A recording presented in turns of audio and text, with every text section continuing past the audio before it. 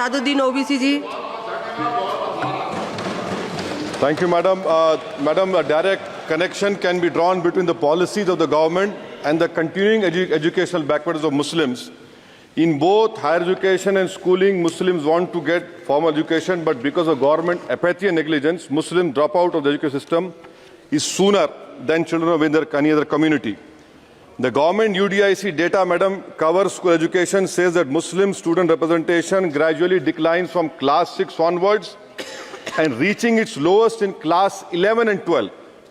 Enrollment percentage of Muslims dropped from 14.42% upper primary, class 6-8 to 10.76% higher education, class 11 and 12.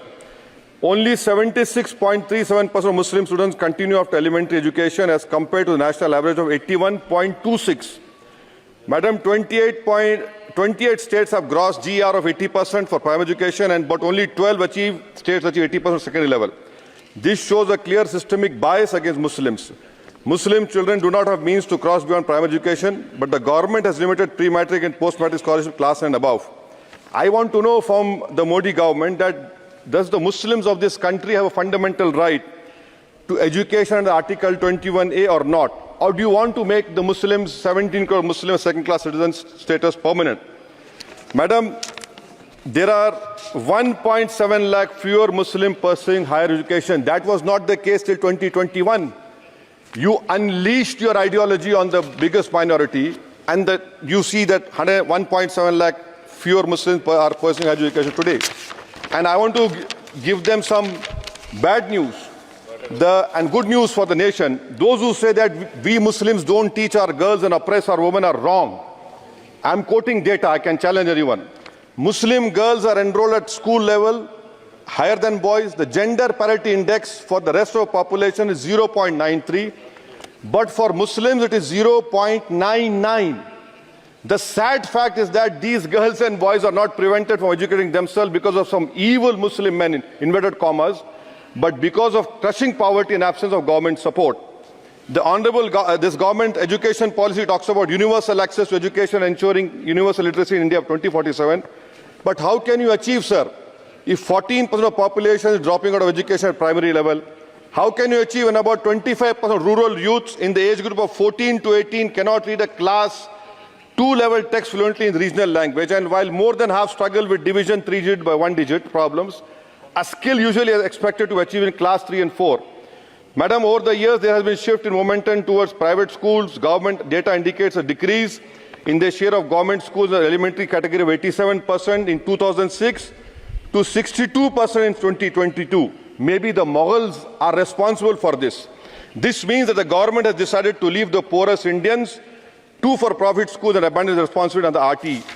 Madam, for Kendriya Vidyalaya, the government has allocated 9,030 crores, Navodaya Vidyalaya 15,800 crores.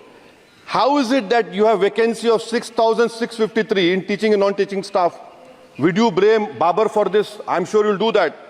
In Navodaya Vidyalaya, 15,800 crores have been allocated, 4,675 vacancies are there. Sanctioned strength is 34,354. In Navodaya Vidyalaya and Kendriya Vidyalaya, it is 56,703.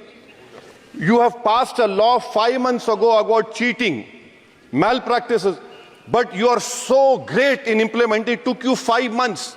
Maybe you are waiting for the NEET paper to leak. That is what I can say.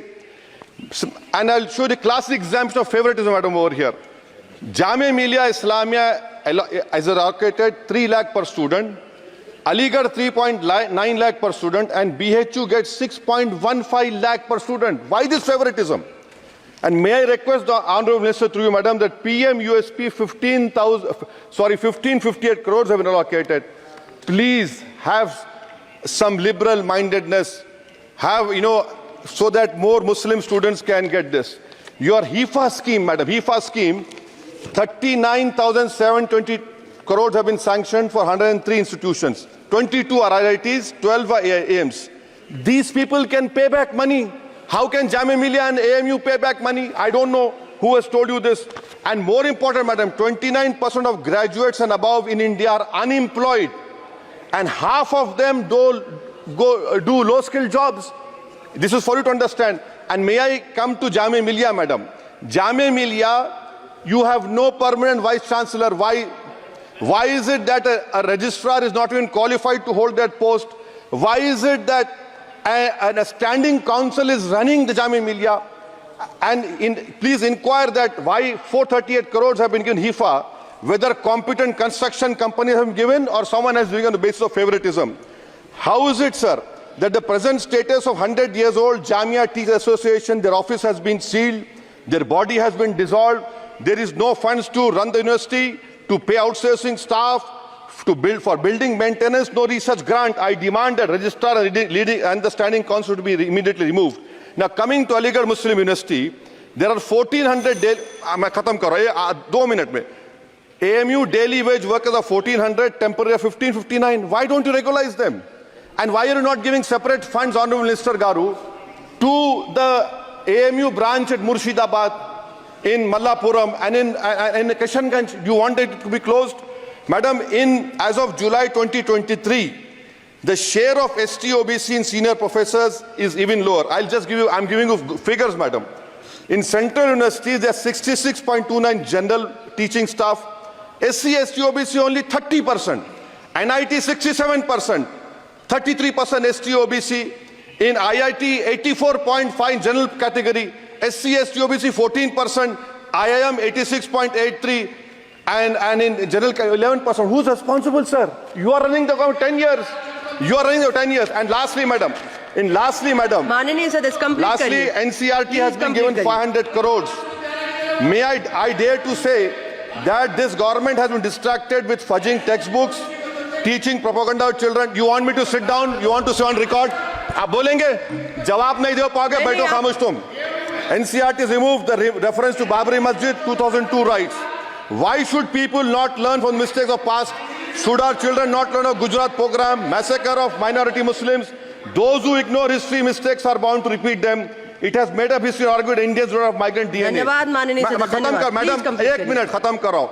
The truth is DNA shows that there are 4 ways of migration in India. Africa, Iran, Southeast Asia, and Astral pasture of the Aryans. There is scientific consensus on this. May I request the Honourable Minister to you, why do you want to hide the killers of Mahatma Gandhi? Do you want to make Godse a freedom fighter? Let the children know who's a Deshbhakt and why are you trying to protect your organization, ideology organization? Madam, in end, I would appeal to the government to fix your priorities. You need to construct more government schools, improve quality of schooling. You need to make active efforts to reduce dropout rate of Muslims. You have a job cut out for you. Do not waste your time. Do not use school textbooks as battleground for petty ideological quarrels. The future of our children depends on quality of education. May I request the Honourable Minister, concentrate on 14% Muslims. You have the highest dropout rate. This nation, we want it to become Viksit Bharat. But if you keep on unleashing the ideology of hatred, we cannot become Viksit Bharat. Thank you, madam.